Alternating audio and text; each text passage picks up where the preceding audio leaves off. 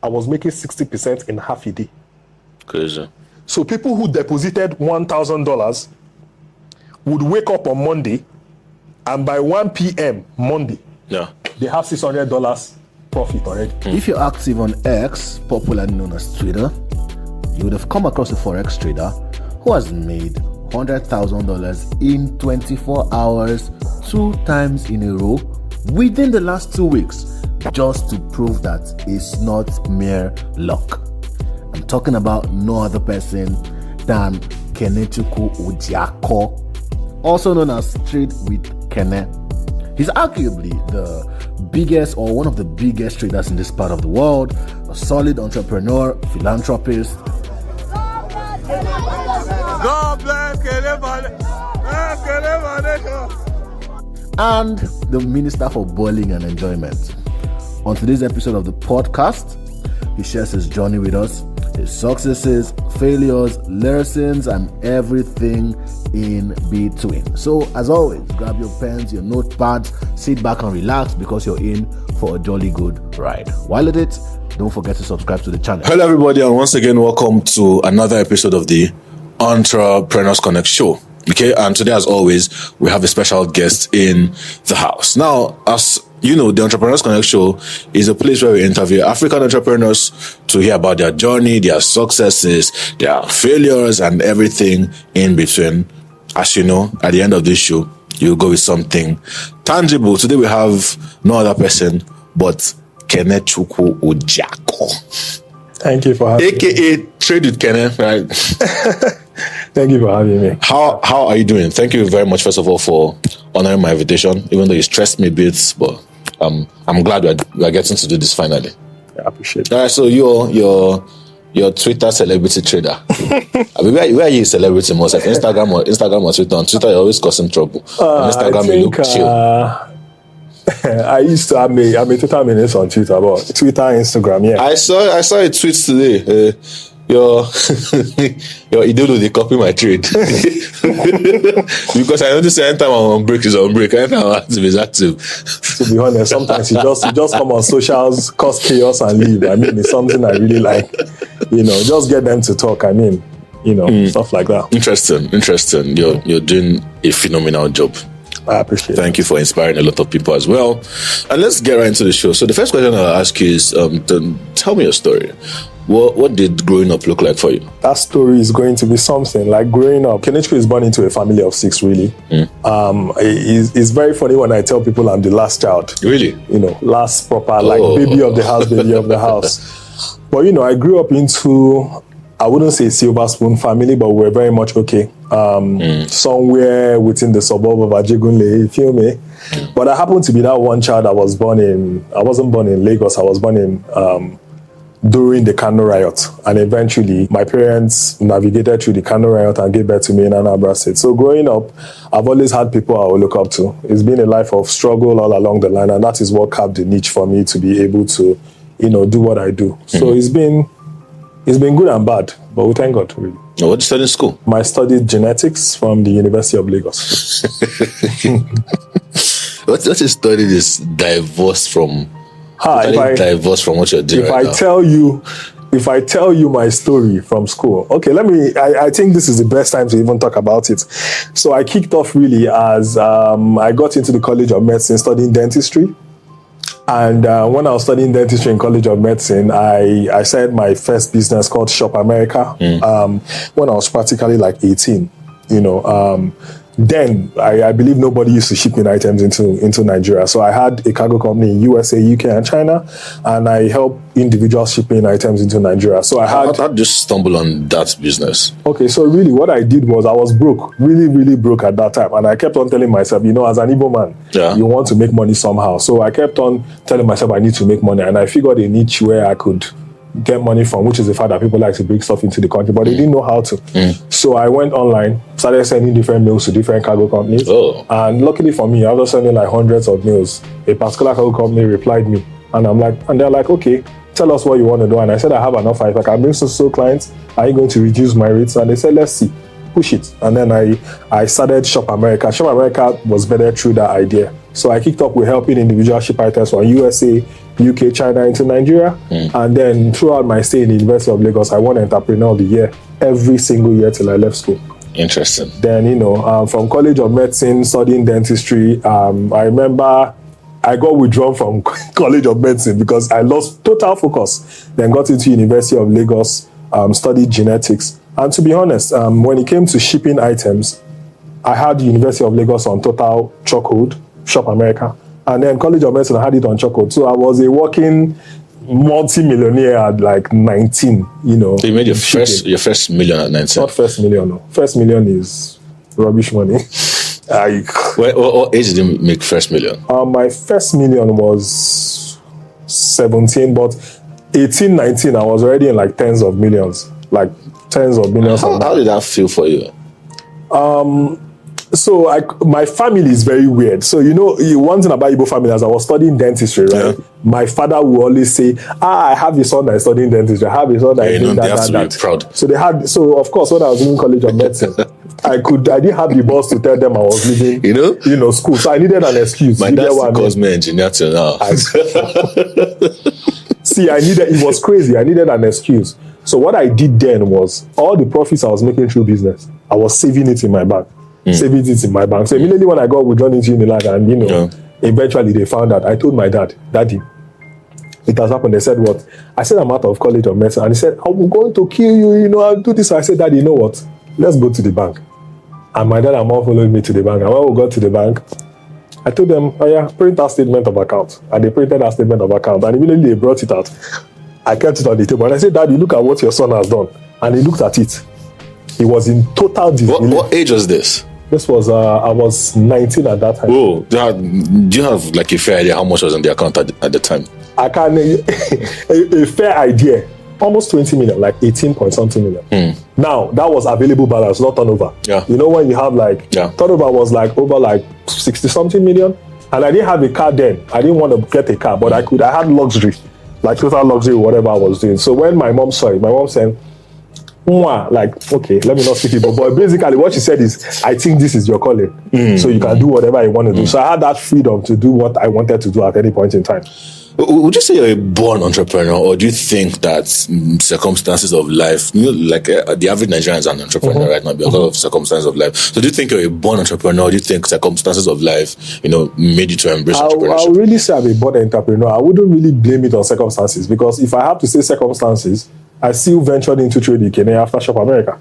So circumstances didn't really lead me to being an entrepreneur. I'm used to wanting to put my hand somewhere. Even as I'm trading at the moment, you still see me navigating somehow into real estate. You see me wanting to do other stuff, investing in startups. I want to be able to be everywhere. So if I have to say struggles, to an extent, of course, if you look around and you don't have money to get stuff, you want to do something, right? But for me, it's always been in me. My other siblings are like, 9 to 5. They love their job. But for Kene, no, you can't find me there. I just feel like nobody can get me to sit in the company and manage their business. I want to manage my own business. So it's always been like that for me. So after that Shop America period, were things always rosy even before you went into Forex? Or by that point where you blew money, so I'll just give you a real good story of, I think this is the part where I have to go to a little bit of my struggles. Yeah. Because it's not just good talking about like many, many things. When I kicked off Shop America, it was really good. I had a lot of, people shipping and stuff. And then I think the turning point for me was when I won Best Student-Owned Business in Nigeria and Ghana. I won Best Student-Owned Business in Scream Awards. And then I won Best Student in Nigeria and Ghana Choral Awards. And I remember being awarded money in Oriental as Best Student-Owned Business. Eventually, I really wanted to step it up. Do you get what I mean? So I contacted my brother in the United States. I was like, Dozie, you know what? I have to start I really need to build a website, but not just a normal website. I want to be able to, when people go to Shop America websites, they will be able to add other stores like to carts, and it will still bring them centrally to Shop America website. And he was like, oh, sure, we can get this done. So he contacted a couple of companies in the United States, and they brought out that bill at that time. The minimum we saw at that time was $11,000. And I said, Dozie, 11K, I can't bring this money. Let's see, 5-7K. And then eventually, I stupidly decided to do my own research. And I got this company in India called Digital Force. Right. Now, this is where the Kasala started. I got this company in India called Digital Force. I would never forget that name, and I will never forget who duped me. The website is called digitalforce.in. That's digitalforce.india. Yeah. Right? I contacted them, and then we had to schedule a Skype call, and they told me their total bill was $7,600. Right? And then we agreed on that. The first instrumental payment was, I can say this very well because it cost me a lot of pain. The first instrumental payment was $4,000, and then the second instrumental payment was about $3,500. Yeah. Mm-hmm. I did the first payment now, trust me. Because of course I really wanted to step it up. Yeah. That was like the main thing that was going to make me who I wanted to be. So when I paid the first $4,000, after the Skype call we had, of course they got me the landing page of Shop America. So I could literally see Shop America had a page, right? And according to the contract, the moment they created the landing page, I'm going to send them the remaining $3,500. And immediately I sent them that $3,500, I was blocked everywhere. I was blocked on Skype, I was blocked on laptop, I was blocked everywhere. The name of this person who scammed me, his name is Rahul Gupta. I'm still going to go to India and find that nigga. I don't know. I would never forget that name. Like Rahul Gupta, I would never forget, because he used to say, Kene, we are here to receive your money. And then I was scammed on $7,500. Crazy. As I'm talking about this moment, I feel teary because during that time, I literally went to 10 Milan Bridge and I stood right in front of it. I got into an Uber. The Uber stopped me. I stood right in front of that water and I said I needed to die. Like, in fact, that was the time I got out of, medical school because I could not cope. Like, I stood there and I told myself that that was everything I had. I said, this water needs to consume me. And how I managed to not die during that period is something I cannot really understand, because it was crazy for me. So I really started afresh. I started every single thing afresh. I started everything. What was life like during that time? Life was terrible, to be honest, because I used to live my life was very good. I could literally club anytime I wanted to club. I could do and undo in terms of finances. But the thing about starting afresh is that you just have it somewhere in your head that, okay, you can push through it.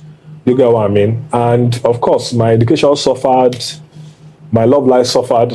I remember who I was dating at that time. 3 years relationship at that time. It suffered. I'm sure maybe she might see this video, but it did suffer. Because the girl, I'll just blow out her name, but she really tried for me at that point. And then somehow I was able to, push through. Here I am, Shop America is still very much intact. I have my permanent customers. Yeah. But of course, really, Kene has So how did you navigate that phase from when you hit this setback and how did you build again? How did I build again? To be honest, you just have to accept that something has happened and you start small. That's how you build again. So for me, personally, I had to double my hustle in the sense that I started going to every doorstep to advertise myself. Okay, this is what I have to offer. For existing customers, I could tell them this is how you could build your business more by getting more items from Shop America. So I was definitely bringing my business to the table over and over again to people who would hear me and those who would not want to hear me. Yeah. So it was a lot of work. But the problem with not having finances to pull out, you need to understand that with cargo, you don't really need capital like that. It's when people ship, that's when you deliver. You get what I mean? So it wasn't really like a very hard stuff. But I mean, through dedication to a very large extent, you should be able to build back. And that's exactly what I did. Did you think that for entrepreneurs, learning how to sell is important? Oh, definitely. Selling is something that is very, very key. You should be able to sell not just your product, but yourself. How did you learn it? I didn't learn it from. I think, you see one thing, as an Igbo person, right? I think it's inbuilt. When you go to the market and you see all these Igbo boys marketing themselves, I think for me, it's inbuilt. Because growing up, I would say that you watch Afamifuna, right? Yeah. The Nwa boy mentality. Yeah. So, of course, growing up, I had my dad having all those, guys that would help out. So I saw the way they could do their little stuff during my young age. So I knew how to market myself from a very young age. So I picked all those, Viagoru Mafia, come and buy this market. This one is stainless. So of course, you know how to watch somebody very well. So the way you present something to anybody, regardless of how it is, and they know that you are very good at what you can do and you deliver. Of course. And the best way to sell yourself is if you perform a very good job for this person, is word of mouth. So if this person tells the next person, that person, those are your main key customers. Yeah. It's not really by ads. Yeah. So when those people are able, those are the unique customers that will stay. So you just make sure that the little you have, you can manage them in the best way possible. Yeah, so that's how I was able to navigate through that. How are you able to turn your one-time customers into repeat buyers over and over again? By giving them incentives that will keep them. If I have a customer maybe get goods from me for 3 consecutive times, I'll offer you a discount on your fourth. You get that's something Makes you will sense. not get, or I can even take a loss on your fault. So it doesn't matter. That kind gesture will always get them back. So that's why right now in my main business, which is trade with Kene right now, okay, sometimes even when I want to offer discounts, it's not like the discounts, I really need to do it. But by the time people see that, oh, I'm getting good value for this stuff, and this guy is still giving me reduced price on it, that's money. Because the one thing about money at the end of the day is not even why you keep your customers. What you need to understand is that the more when there are more customers, even if you have reduced rates, the money will balance out eventually. So that's one rule of business people do not understand. It's not by how much you charge. So let's say if I'm looking to charge a customer $150 for fees, I understand that is just one customer. But what happens if I decide to charge, let's say my gain on that particular $150 is like $40. So let me say I slash that gain into making like $20, and then I reduce that amount. It will end up getting me more, and when the volume come in, that money would surpass my normal expectation. So while you are doing that, you should also ensure that you're not doing this in such a way that people will undervalue your company, because at the end of the day, there's a way you're going to reduce it. Will be like, oh, this guy, we don't really understand. There's a thin line between discounting and bringing like your brand down. So you must be able to discount in such a way that when people see you, their full respect is still intact. But most times people fail it because they want to really like try as much as possible to make money, and then they drop both their brand and the costing. That's some real business lesson there. That's some real business lesson there. You guys will steal from me, but thank you very much. Do you think integrity is important in business? Oh, definitely. I think 100%. If people look at you and they cannot trust what you're on about, nobody is going to invest in whatever you're trying to do. So you must be an upright person, first of all. Your word should be your bond. If you say you're going to do this, you do that. But at the end of the day, you must understand that nobody is actually perfect. So in as much as integrity is something that is very key, you cannot be 100% honest in all your dealings. There are certain times you'll be a bit shady. We get that. But the most important thing is that in as much as you want to do stuff, you should ensure that it's not every day that you're creating excuses along the line. So if it's not repetitive in terms of you giving excuses or whatever you want to do, or maybe your character is questionable over and over again, then people won't have any choice but to walk away. You get what I mean? So of course, integrity is something that is key in whatever you're doing. Yeah, true. Tell me about the Forex thing now. How did it start? How do you like that transition from Shop America? You had that setback, you built again, and then Forex. How did you stumble on it? The irony, now this is funny. I've had setbacks in Shop America, and I've also had setbacks in trading. And I'm going to break down these setbacks in the best way possible.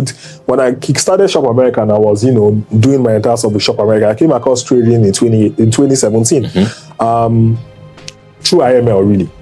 Most people really started from IML. I got into IML Academy, and I started working extra hard because, I needed that money. But in the process of working hard, I didn't really believe in the idea of bringing 2 people, bringing 3 people. That was not my mentality. So I wasn't bought in that. I really just wanted to know more about the skill. But this is what happened. When I got into IML in 2017, I just noticed that somehow, I happened to be somebody who was very good at it compared to other people who were bringing stuff. And they came together. When I got into IML then, people who were in IML from Nigeria were not a lot. Most of the people who brought me in were mostly residing in Canada or the United States. So in Nigeria, I think it was just me. I brought Dami in. So it was just me, Dami, Yosha to an extent that knew a little bit about. We were not up to 4 Nigerians, to be honest. When I got to IML, then I really focused on the education. And for some reason, I was doing well. I put in, remember, I had capital from Shop America, which is something that was very important in navigating into Forex.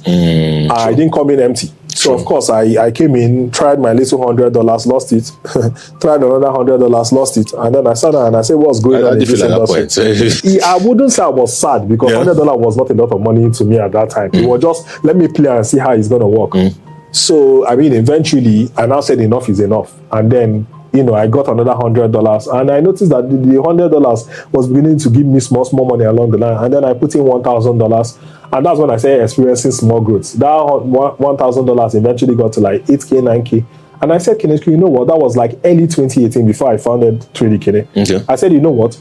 Is now a very good time for you to be able to see trading from the eyes of other mentors outside of you. Because you don't want to be stuck in your own idea. So what I did was then I started enrolling for like mentorship courses, getting to enroll in programs. And of course, I got somebody who taught me trading from India. I got another person. not You know, online. He's an Indian. I don't know if he stays in India. Okay. And then I learned from two people, one in Texas and one in Longdale, Florida, I think. And then I was able to get their knowledge in the best way. And it really helped me at that time. So when I got the knowledge, it was quite easy for me to now navigate through that trading journey in the best way So possible. you believe in online courses? Oh, 100%. You don't think they're scam? You don't think if you pay somebody for an online course, you're enriching the person? For me, before you can pay somebody for an online course, okay, so this is where the problem comes in. Most Nigerians are not fully smart. I'll give you a typical example. If I want to pay somebody for an online course that is going to generate me wealth, the first rule of thumb is I must know if you are wealthy. Yeah. You cannot preach what you do not have. Do you get what I mean? And how do I know if you are wealthy? It's not by what you show me. I will know by just simply our conversation. If we talk, except you are a mad person, if I engage somebody who is poor, I will know. You think I'm poor?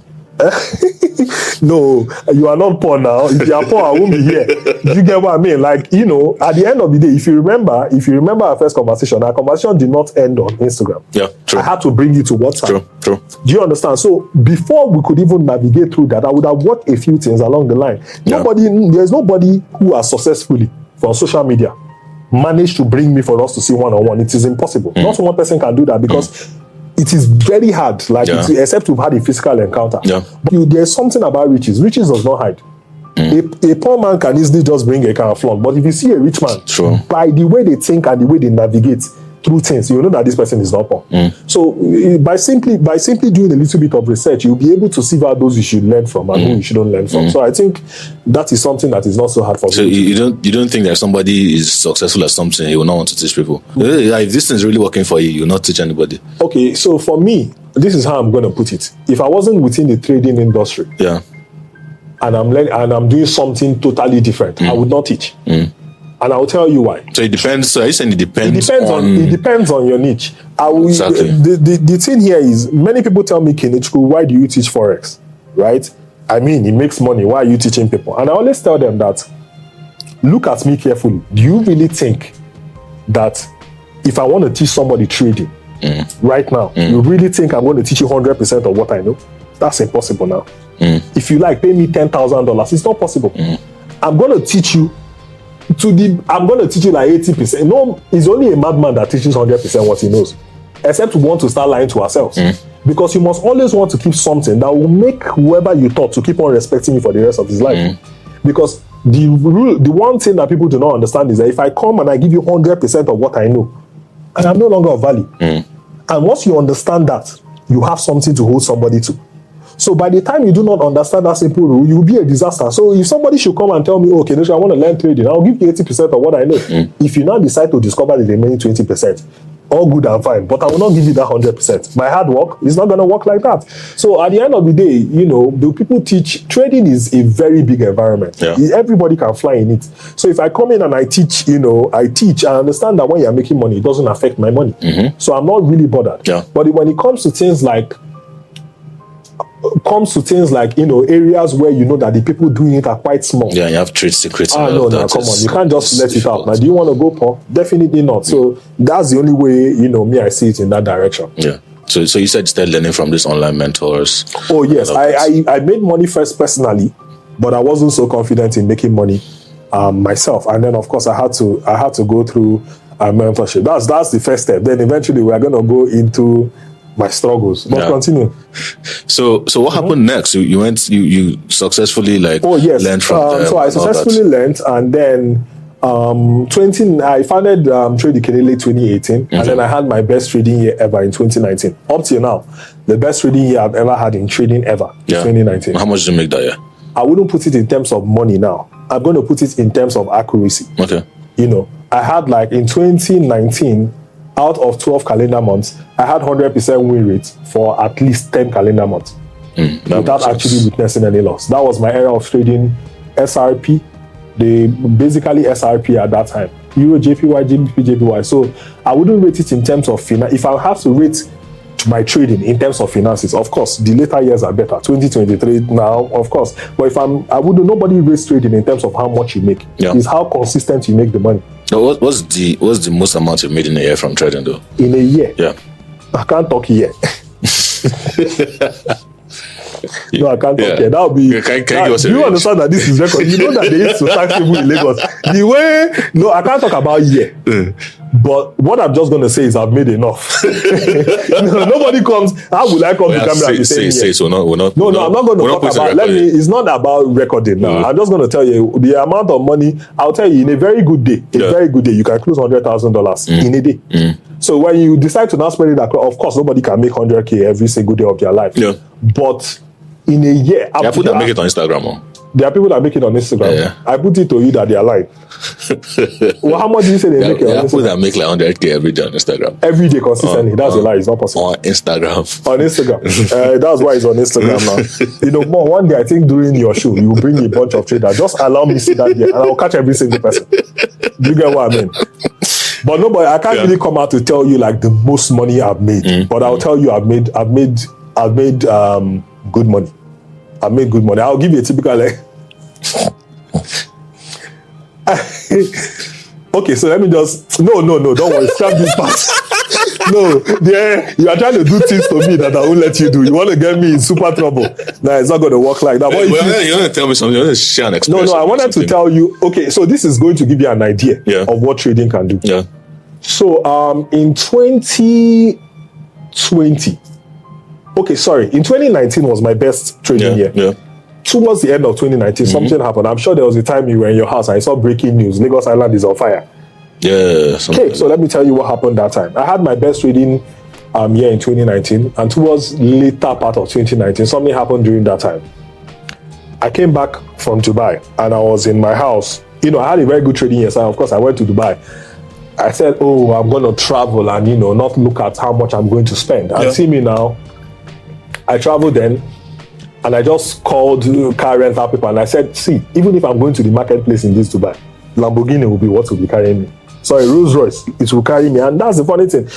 It was carrying me every single place I was going to. I was in practically one of the best hotels in the world. I was spending money like a reckless kid because I didn't really give a shit. In fact, my money spending then did not have any limit. I was just, any dirham I want, hello, Alpha, I'm sending you money, go on. So it was very good. Yeah. So I came back from Dubai then, and my plan then was to get a Nissan GTR. Nissan GTR then was, after tax, it was like $168,000. That's what I wanted to get. And I was at home then, I went to the family house, and this particular night I was sleeping. And I woke up to people shouting in the house. I was like, in my dream, I just say, hey, people were legit crying. I was like, what is going on in this house? I woke up. And I saw my mom crying. I saw my two sisters crying. I was like, what is happening here? And they were crying uncontrollably. I said, what is the problem? And they said, Lagos Island is on fire. I said, and what is now the problem? My mom had 2 shops in Lagos Island. My sister 2 shops, the other one 2 shops. My dad, you know, has like 3 shops, cargo company. Everything was burned down to the ground. Crazy. As we were speaking. That moment, that moment, there are many moments in my life where I don't even know how I escaped it. But what I can tell you for sure was that in the space of 2 hours, we literally saw hundreds of millions, in fact, 200s of millions of naira burned down to the ground, right in front of us. I looked front, there was no hope. I looked behind me, there was no hope. I looked inside me, I was to buy GTR the next week. I looked all around me and I said, so this is where my life will amount to at this point in time. I locked my room. The rule is that nobody should see a man cry. So what I did really was, I just entered my room, locked the door, and I cried. You see, the tears at that point in time was not the tears of absence of hope. Because then, I was, you know, when you are basically in your A game, your trading journey is officially starting. And then you now get this kind of backlash. It was crazy for me. So after crying, I said, what's the next step? I had zero idea. So what I did then was, eventually I came out of my room and I said, Mommy, I don't even want to calculate what has happened. But this is what I'm going to do. This is the money that I intend to use and buy whatever I need to buy. You can take it. I'm going to start my life afresh and see how it goes. And I literally took my money, all the money I've been working through with trading at that time, managing my life, and I gave it to the family. And I said, we'll see how this thing goes. And this is the magic of trading itself. I knew I had the skill, of course. So what I did then was I'll just deposit $200 and then we'll see how it goes from there. Now, let me tell you why this is painful. I'll tell you, in 2019, I already had students, right? I had top tier students. So then I'll go to my student channel and I'll see my students making $4,000, $5,000. And none of them knew my story, really. None of them knew I was struggling. Because I can't be telling how we mentor come and be telling students that mentor don't get capital. You get what I mean? But I trusted myself, really. And that was the beautiful aspect of trading itself. I remember, prayers don't work in trading anyways. I remember depositing was $1,000 at that time. And I said, this money, we must flip this money to make good amount of money. And then I flipped the $1,000. In fact, funny enough, socials did not know I was struggling then, but I did something for social media to see. I deposited that $1,000, came to my student channel, and I said, today I want to show you people the power of flipping account. Then they did not know I was struggling. They just thought it was just Idolo doing Idolo movement. And everybody was watching me. I gave the trade. It was on Euro JPY, a classic trade. And in 2 hours, I was able to flip $1,000 to $44,000 in 2 hours. That was sick. Right. And then when I flipped it in 2 hours, I then withdrew $10,000 of that money, and the remaining about $34,000, I was able to get it to $104,000. And that was how my trading restarted. I took out, I took out $17,700 and I sent it to Englewood in New Jersey to get the car you currently can see me with. That was the car I got in COVID then.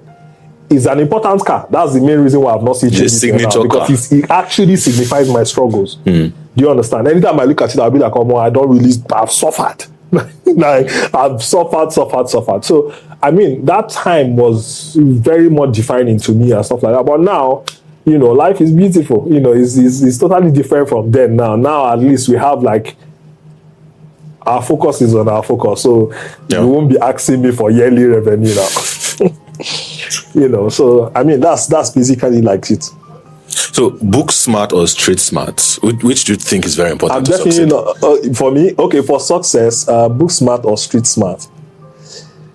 I'm not book smart. So definitely it has to be street smart. Book, no send anybody. It can be books. If you are book smart and not street smart, you're as useless as a coin that is being tossed outside. So definitely street smart. You should be able to navigate in any environment. So there's something very important I see you do. I see your guys and all of that. I see the beautiful relationship people have. I see how you guys are able to do stuff for each other. When, for example, maybe Wisdomatic sends you $500 or $1,000, and then maybe send him $2 million, or you say, oh, I've booked your trip to, was it Danny Waters' trip you booked last time? Okay, that was a trip to this guy to Rwanda and all of that. And I see people under the tweets. I'm like, boss, please send something to my account. I'm like, you should be getting inspired, not seen it as a begging moment. No. Well, I kind of like, okay, finish up. So my question is, how are you able to nurture your relationships like that? And do you think relationships are very important in life? You see, my life journey can be very, very funny. Okay, so yes, I'm going to say relationships are like very important, because at the end of the day, you need somebody to be able to spur you to achieve more. One thing about being idle is that, and not wanting to move around with people, is that you'll be stuck in your own world. You might really think you are overachieving, meanwhile you're not achieving anything. So sometimes you really want to look at the next person and be like, oh, this guy made $100,000. I should be able to do it now. I have what it takes. So, in as much as I know that sometimes, even friendships can be very, very funny sometimes. Jealousy can come in, stuff like that. You only want to use that jealousy as a bit of motivation, not jealousy to want to say that you are not happy that this person made his money. But jealousy in the sense that you're using it as motivation to want to make more. So I think, moving around, making friends, especially people within your niche and people who share the same ideas and goals as you, is 100% important. If you want to make it, if you want to really make it in life as fast as possible, it is super important. I definitely do not underrate the power of using a group as a form of weapon to want to achieve more. So definitely that it works 100%. Now, so why do you and the guys do what you do, basically? I think, is it just brotherly love, or what is it? It's beyond brotherly love. an example. My birthday not this recent birthday, last 2 years was one of the very few birthdays I've received gifts. So I told all my friends then coming that listen, every single person coming here must get me a sneaker. It must not be fake. So you need to go to an Adidas or Nike store and get me. And of course, if you're getting me sneakers, because it is me, you are not going to go and be getting some sneakers that are, below value. You want to go and get something that you will feel it. And to be honest, nobody disappointed. I ended that day with over 20 something sneakers. Crazy. People were getting sneakers from, I have sneakers I've seen not one. And the funny thing about so it, to your house after now, yeah, definitely. No problem. Yeah. I'm looking at my leg and I'm like, the sweet part of it at the end of the day is that was the first time I really felt good love. Because, I come from a family whereby we don't really see birthdays or anything. Yeah. You just get happy birthday and you are good. So when people were able to put out, you are a big man, we don't know what to get you, and they decided to gift you what you really wanted, it was a big moment for me. So at the end of the day, gifting really became, I can be like this, and Wisdom will be like, hey, Kene, where are you? Let's go for dinner. And he covers everything. Oh, Kene, where are you? Let me cover your flight. And then I'll be like, oh, where are you? Let me upgrade your flight to business. Oh, where are you? It's something that happens naturally, not just because we are friends, but it's because we also have the income to back it up. And if you do things as a team, the amount of money you're going to spend drops. Yeah, true. Because I'll give you an example. If I go to the club now, although I'm not really a big spender, I don't give a shit about that. But let me just give you the power of friendship. If I go to the club now and I say I want to burn 2 million naira as a single individual, that's a lot of pressure on me. But if I go as a group of 4 and we blow 500,000 naira each, that's still 2 million. Yeah. And it's much more easier and it's much more enjoyable too. Do you get what I mean? So it is always good for people, you get friends within your financial bracket, and then you guys are going to deal with things as a team, regardless, be it chasing success, be it partying, be it going on vacations. These things they are healthy, they are very healthy, and they are very, very beneficial. So what if the person is not within your financial bracket? Do you guys help the person come up? Your financial bracket. Me, I don't know how to roll with lazy people, to be honest. Do you get what I mean? I don't know how to roll with lazy people. So if you are not within my financial bracket, I am my friend, I'll do my best to push you. But however, if I push you and I see that you don't want to push yourself, it will damage our friendship. Because at the end of the day, you will feel neglect. It's not like I'm going to neglect you. But you do not obviously. Busy chasing I'll be chasing what I need to focus on my focus. And you might see it as you being neglected. But that is you just wanting to not push yourself further to achieve. Friendship can be very, very funny. So you have to find a way to fill in the gaps wherever way you need to do it. That makes sense. The most successful people you've like come across, studied and all that, what is one common trait that you think they have? Never giving up. I feel like that is the most important thing. Wanting to try again and try. I've had plenty failures. You see, one thing I know, anybody within except they want to be in denial, anybody within the trading niche, especially when it comes to Forex, is that if they hear Kenechukwu, they will tie it down to this guy no dey gree for anybody. In fact, if they say no gree for anybody, he should have been coined for me. And I will tell you why. There are times where I've gotten overconfident with my affairs in life, and it has gotten me in trouble. And I had to take a chill pill, and I had to re-strategize. That is the no giving up mentality. I remember, and I'll give you an example again. In 2020, when of course things have stabilized, I was making so much money. I was making so much money, and it got into my head. And then I put up a memo and I said, guys, I want to make you guys unprecedented wealth. And people said, how? And I said, I want to start indirectly trading for people. And they said, how? How do you want to do this stuff? And I say, you know what? All of you will link your stuff to my trading account. You copy my trades and you make money. And when I told them, I did something that nobody used to do in this life. And I said, I'm going to be giving you people 60% of your capital every week. You don't have to pay. I don't need your money. Don't send it to my account. Put it in your trading account and your trade will just copy my trades. So I dedicated a different account for people to copy my trades and stuff. But because I know the greed of humans, I limited the maximum amount of deposit to $2,000. So that people cannot just wake up and just deposit 10K. No. Because people can be greedy. They can get and steal money, as Kenechukwu said. So when I deposited to $2,000, I restricted the amount of people that can copy my trade at that time, because the whole world was coming from me. Hey, Kene. I said, no. I restricted it to just 30 individuals. And I said, I'm going to make an example of these 30 individuals in the best way possible. And it started. I said 60% in 1 week, right? Bro, I was making 60% in half a day. Crazy. So people who deposited $1,000 would wake up on Monday, and by 1 p.m. Monday, they have $600 profit already. I was blowing the fuck up. Like I said, this thing continued for at least like 3 weeks, 1 month, 2 months. I then decided to say, Kenechukwu, overstep your boundary, and I open the group. And you people should start jumping in. People were now coming in numbers. And that is when I saw Shege. When they came in numbers, we're still making 60%. Come on. And there was a time, you know, trading. There's always you can't blow account. You know what happened? I had to tell myself I don't want to make 60% anymore. That I want to blow this people's mind and make 300%. That's what usually happens. I get overly excited. Yes, now. And you know, I wanted to prove to the whole world that Kenechukwu is the best. You're the my name, best trader in the world. And every single person, their capital went. But do you know the sweetest part of it? Because they've made, you know, people have been there for a while. They're making 60%, so they've been up like 3,600%. So even when they lost that capital, they were not bothered because, I mean, I've been making money like 20 times. They were not telling me, oh, let's do it. I'm no longer doing.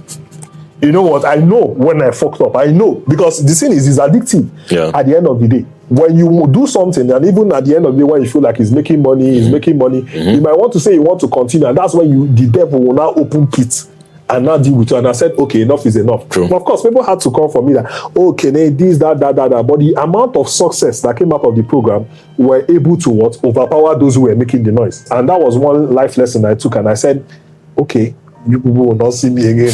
You know, so it happens. It does happen. Everybody has, in trading, you will see shake. Yeah. But that shake is worth it. That's one thing I can categorically say at any point in time. So can I come and copy your trader? Can you come in? Oh, come on! I have a free channel with thousands. I want to copy on that. Make I copy your trade. See, listen, let me sleep and let me tell you something. If you go to my free channel, I'm on your free channel, by the way. If you go to if you're on my free channel and you see the way I trade and the way I follow it up on a day-to-day basis, you will sleep and you admire me every day because it's not an easy work. Yeah, like you would actually see somebody who cares so much about his community, and that is me. Do you understand? If I take a trade and I take a loss, it affects me more than it affects you when you lose money. That's how painful it is to me. So I'm a perfectionist to a very large basis, and to be honest, I won't like it in any other place but where I'm currently at. I love it with my life. That makes sense. That makes sense. What gives you the kind of confidence that makes you say, after God, you're the best trader alive? I see you say that, this guy. What gives me the kind of confidence? I would say I have the portfolio to back it up. And I'm not scared to say it right in front of camera. I usually say, bring your idolos, let us put $200 together. No, do you know one thing? The reason I can say that, and I can say it in front of anybody, is because I have the portfolio to back it up. And not just the portfolio. For you to trade, you need a broker now. Yeah. Right? Yeah. Broker has records now. They know the people who are performing and not performing now. So if you want to come against Kenechukwu, your records will come out. We will now sit down and dissect it. So for me to say most time that the only person better than me is God is not because I'm trying to brag or something. Although that's a little bit of bragging, let's be honest. But I know that I'm not trying to be overly overboard. But I know I can compete with anybody. If you put us together right now and say, do your thing, I'll be good competition for the person. And then we'll know who wins at the end of the day. It's going to be very bad. Because I know 7 years is no small job. For you to be in a business for 7 good years, you should to an extent know, and people still trust what you do. To an extent, it means you know what you are doing. You're not afraid to be wrong sometimes. So, for example, you've given so I know the time you called Bitcoin dump. After 16K, it's going to 10K, it's going to the destination, and then Bitcoin went to 30K, 40K, 70K right now, and I think you've admitted that. So I'm going to comment. Am I really scared to be wrong? So this is how it works. I will just use the Bitcoin story to give you a proper story of that. The first Bitcoin bearish run that ever happened before this bearish run, I called it up. That was one of the things that made trading Kene. I called the sell-off from BTC top all the way to $3,400 before he made his next leg to wherever he went to. That was one of the trades that gave me my highest. 2019. Yeah, 2019. I told you that's my best trading year. You know, I called the top to 3-4. The entire video analysis of that trade is on my page. Not screenshot analysis. Video analysis. I don't do screenshots. When I want to brag, I make a video. There's a difference, and everybody. That's the. So the thing is, I feel like in all ramifications, I'm different because when I want to make noise, I go. You see the way you arrange this camera. That's how I arrange my camera. I'm a content creator that is not a content creator. Light. Yeah, very dark man. Do you understand? I brag about how much I'm good at something. When I know what I'm doing. So let me run through BTC with you. I remember going for a dinner with Wisdomatic for his birthday. By the way, that was the first time we ever met after socials. He invited me for his birthday and he said, "Okay, now I'm doing my birthday. Can you come?" And I said, "Oh, we've known each other for so long. I can as well just honor you. Let's do this." And then we got there. Coincidentally, I was looking to short BTC then when it was at its all-time high. And everybody there happened to be crypto guys. I was the only Forex guy there. And when I sat down, I said, "Wisdom, I want to give you one birthday gift that is bigger than every birthday gift, that has the ability to give you unprecedented wealth if you trust me." And he said, "What is that?" And I opened up Bitcoin chart and I said, "From the moment I leave this place this night, BTC will start its movement."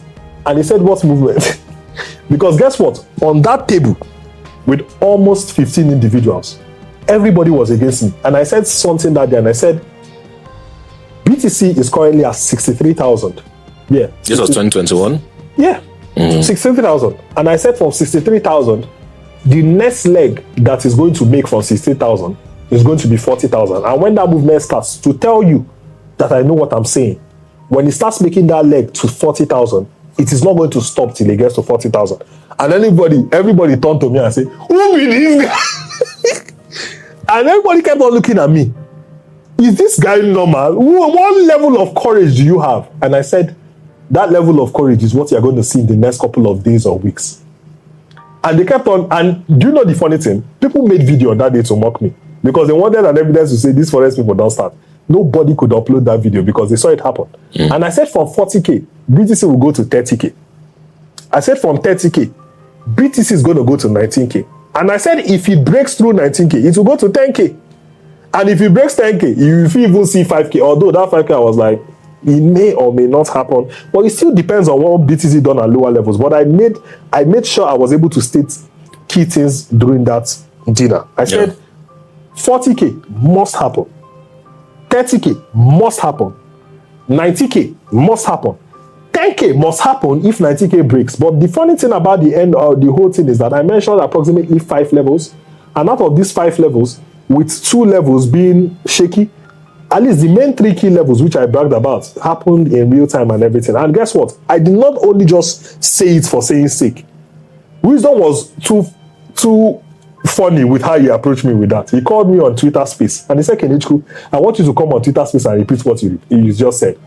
And I told them when BTC is going to make that move, and I told them on or before so specific time at the month of the year. And Wisdom made the tweet and wrote, "Kenechukwu just projected that BTC is going to hit so level on or before so month." And the moment he put out that tweet, I said he was going to make that move on or before the next 1 month. And when he put up that tweet, BTC saw the 40K leg in less than 1 week. Do you look at that person and say he's not good at what he's doing? Definitely not. Yeah. So when people come out and then they want to drag somebody, they do not drag because they want to drag it. They drag it because of hate, envy, and the fact that they do not understand what this nigga is doing. Now, guess what? For every single person that came out dragging Kene, most of them, when I checked their profile, because sometimes I love social so much because I can see people who are very angry at your success. When I check their profile, I will notice that there's been an initial message they sent me, which I did not see, which is like, "I don't know how they take do this is." And that is something about socials. People will always, you question what you do not understand, which is normal. But where the problem is that while you are vexing and getting angry over somebody, I do hope you are making money too, because that's where the problem is. You cannot be suffering and you'll be dragging who will help you. You get what I mean? So it happens. But the good thing about it is that everything from my projections to my calls to every single thing I've done in trading, I do not have screenshots. I have video evidence. I'll give you one more, which is, you know, before I made my tweet that the only person better than me is God. This video, they will too drag me. But anyways, before I made that video, I did something on socials, on Twitter specifically. I came on Twitter and I told them I want to do something, and I challenge anybody who is a trader who claims to be a Forex trader to repeat same. I said I was going to do $1,000 again to $40,000 in 2 days. And I'm going to trade one specific pair, which is NZD-USD. I did a video, showed the video, deposited, showed the video, and I started my flip. On day 1, that account got to 10K. Before day 2, that account got to 15K. On or before 2 days, that account got to 40,600. Every single video, breakdown, every single thing was documented on Twitter. And out of that entire money, about $10,000 went to my foundation, which I was Kene Foundation, which I'm able to like get a few people out of, you know, to school, house, and, you know, pay fees and all that kind of stuff. So trading gives you leverage to want to do the kind of things you do. So when people talk, it's really born out of hate. And I totally understand, because if I were you, I would hate too. You get what I mean? So I'm kind of like used to that. It doesn't get to me. How do you handle scandal? Scandal. How do you handle scandal? You know, see, I believe one thing that, especially on Twitter NG, your day must come. My day, your day must come. My day don't come before. That's what I'm saying. So if your day has not yet come, your day will still come. Right? People, they will still drag you. You see people that have been literally waiting for one slip off. And so how do you handle scandal? If I tell you the way I handle scandal, you'll be very shocked. Which is the standard way to handle scandal? Silence. That's the only way.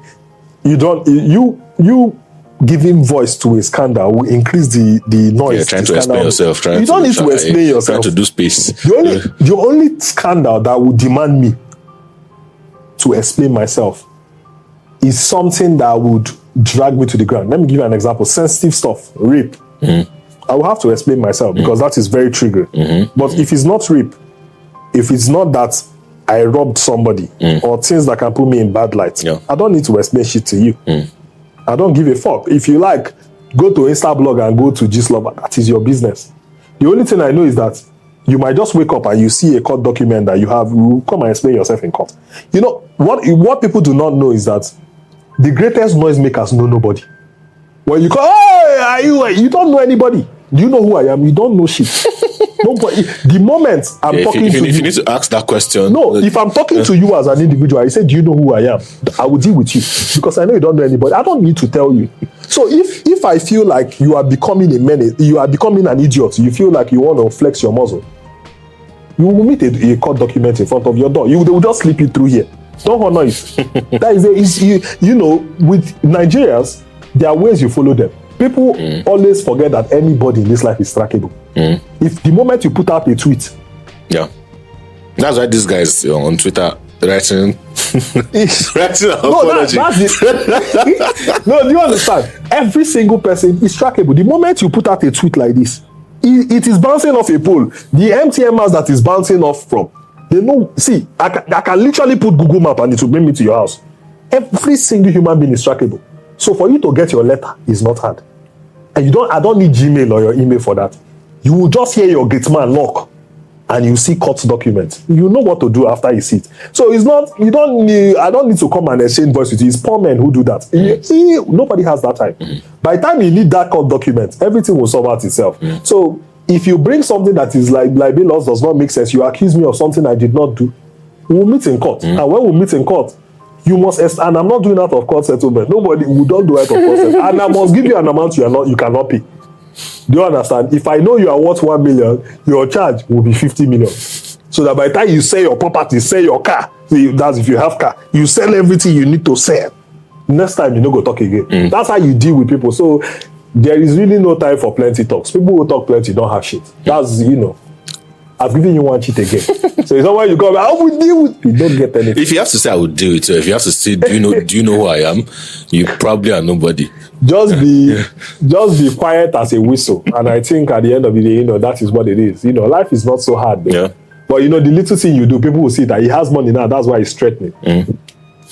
So one last tip for people watching the show, if you have to give them any good word of advice, what would it be?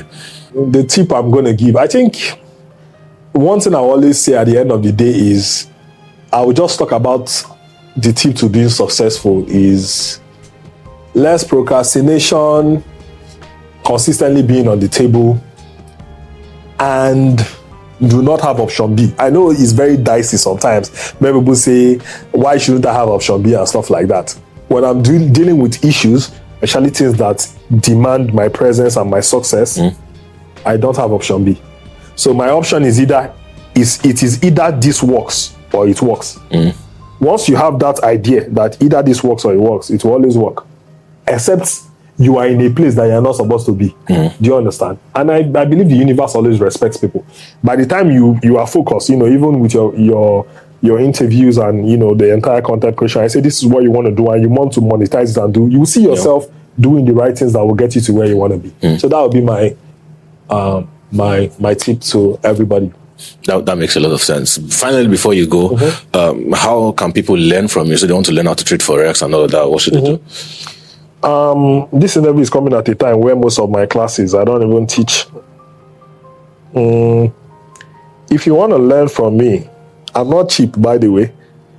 So initially in the past, I used to have online group classes where people can learn. That is sold out and I no longer offer that.